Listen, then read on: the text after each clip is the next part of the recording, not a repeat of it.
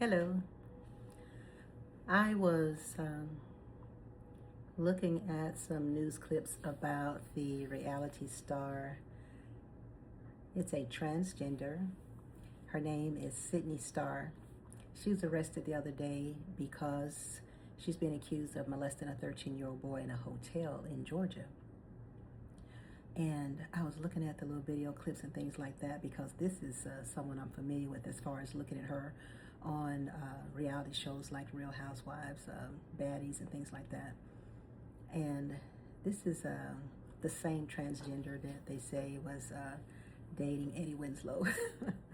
Anyway, I was reading the comments and I noticed that a lot of the people that were commenting were saying, oh, that pedophile, oh, that child molester, lock him up, make sure he stays in there, throw him in there with the guys. They're just wishing all this harm on him and just really a lot of hate towards Sydney Starr. And I'm like, yeah, Sydney Starr is a transgender man transitioning to a woman. He still has his male parts and stuff. So a lot of that kind of stuff, the general population is not familiar with, and it's scary and it's gross, nasty, it's disgusting and all of that. And you can see all of those types of feelings and thoughts and emotions coming out in the comments of these videos of Sydney going to court yesterday. And so I was reading the comments and I kept saying, oh, pedophile, pedophile, pedophile. Oh, you child molester, child molester, child molester. And I was thinking like, wow, it's so easy to point out or come against someone who is different, like a transgender, right? Trans man or trans woman, and just immediately assume that they're guilty because they're in the type of lifestyle they are in, or they're that type of person, and also because the person is supposed to be a boy that's 13, which Sydney said that he said he was 18, but that's not the point I'm trying to make right now. What I'm saying is that when I was reading all the comments about, him being a transgender, being gay, and being a child molester and a pedophile, it was just a lot going on. And I was thinking, I'm like, wow, are the gays, the gay guys and girls or whoever, are they the ones out really molesting the kids? I started thinking about when I was young, right? When I was a kid. My mom had a friend named Wiggins. I guess I may have been about 9 years old. I don't remember. I was very young. And I always thought that Wiggins was a woman because Wiggins was very dark-skinned, tall, slim, and had beautiful, wavy, beautiful hair. The type that we say, oh, he got Indian in him. He had real pretty, soft, wavy hair like my mom's hair. And I always thought that it was a female, but I guess maybe about 10 years old, so I found out it was a man, right? So that's the first time I ever seen, that before. But I was thinking about my childhood where people who are going around touching on kids and molesting kids, it wasn't anybody gay that I could think of. It was either somebody in the family, your uncle, your cousins, brother-in-law, whoever. They're the ones that were going around, touching on kids, molesting kids, and doing things like that. Those were my experiences when I was a kid. My uncle, I remember him touching on me when I was 6 years old. I didn't even know what that was. And that was the first sexual interaction I think that I ever had. I was about 5 or 6, and I remember him touching my vagina, and I don't know why. He just did it one day when my mom walked out the room. I remember that. Because when she came back in the room, he stopped, That was that one incident that I remember. But also, other occasions, I've had, older grown guys or kids. If I'm 7, 8, 9, or 10, and you're 16, 17, 18, you're grown to me, right? So, been trying to touch on my vagina or do anything like that. None of these people were gay. They didn't look gay. They wasn't transgender. They wasn't dressed like the opposite sex or anything like that. But I was just thinking that the child molesters and pedophiles are in the family. They're in the family. They're in the family friends. They're connected to the family some way. I know that, and by experience, and also know it by fact because I used to volunteer for Dallas Children's Advocacy Center. It's called DCAC here in Dallas, and I volunteered for a year, and I couldn't take it no more. So many kids came in there, probably 90% of the kids that came in there were molested. Now, this is a place where they bring the kids after they take them out of the home, and they do forensic interviewing and things like that. And the kids are like 7 years old and under. These are young kids, right? Probably the oldest one I saw was probably about 10. It was a boy, and his mom's boyfriend had molested him and his 3 sisters, and he was the oldest. It was awful. But I saw that a lot of times, statistically, it was somebody related to the child or close to the family that was molesting the kids.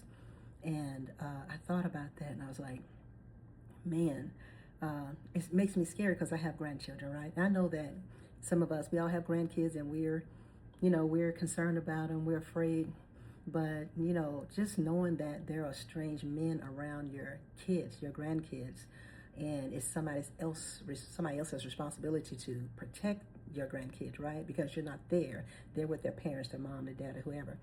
It's scary, especially if you have been through that situation yourself when you was a kid and a grown person came and wanted to pull you over to the corner and try to feel on your vagina, or want you to sit on their lap, so they want you to sit on their penis or something like that, and so you can feel it through their pants or whatever, and you're just a kid and you don't even know what's going on. It's scary. So I pray for my grandkids. I have beautiful grandchildren. I have beautiful granddaughters. I don't want them to ever have to experience someone around their family, like their uncle or their older cousin or their mama's boyfriend, molesting them or looking at them or peeping at them through the bathroom or trying to feel in their vagina, or even worse, trying to penetrate them or have sex with them, anything like that. I don't know what would happen, but I think that I fear, and I know that we as parents and grandparents, we fear that type of thing, but I probably feared more because I kind of saw that and experienced that, so I know that it happens. It's not like the pedophile is going to say, hey, I had pedophile on his forehead. No, he's going to come in being happy, nice, kind, sweet, and loving, perfect uncle, perfect cousin, perfect brother, and all that, and all along he's molesting all the kids, the girls and the boys, right? So I'm afraid for them, and I pray for them all the time. And we have to protect our children. We have to protect our grandchildren. We have to teach them about good touching and bad touching and what not to accept and what to accept. And as parents, especially single mothers, we're letting any man come into your home and be around your kids. You all let men just come into your home and treat your household anyway they want to. Run it, control it from top to bottom, everything. You don't never let no stranger come in, especially somebody with bad character. Don't let them come in and they're not related to your kids at all, your boyfriend or somebody you just met a month ago or a week ago and got them in the house already around your kids. You need to stop doing that kind of stuff. You need to teach your kids, protect your kids. And you as a parent, your children should be your number one priority. You should love them and protect them more than anything, more than anybody. That should be your number one priority, taking care of those children.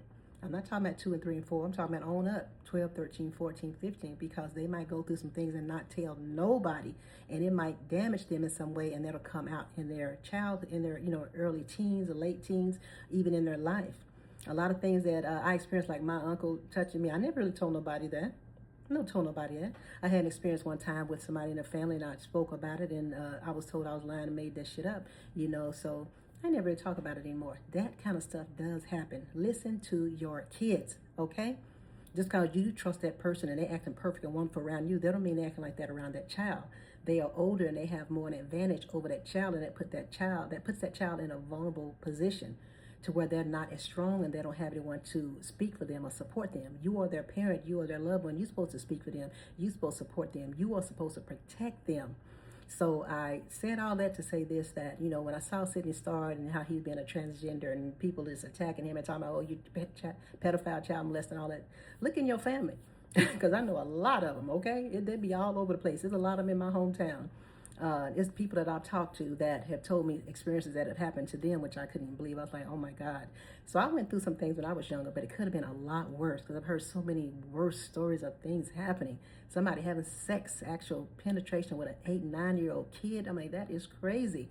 I had a friend that her stepfather started having sex with her from the time she was 9 until she was 16, and her mom never believed her. And her mom ended up being in the same nursing home as my mom, and I ran into her years later after we had shared that experience, and she told me about that, and I talked to her about it. She said her mom had saved that man up until then. I was like, oh my God. Love your kids.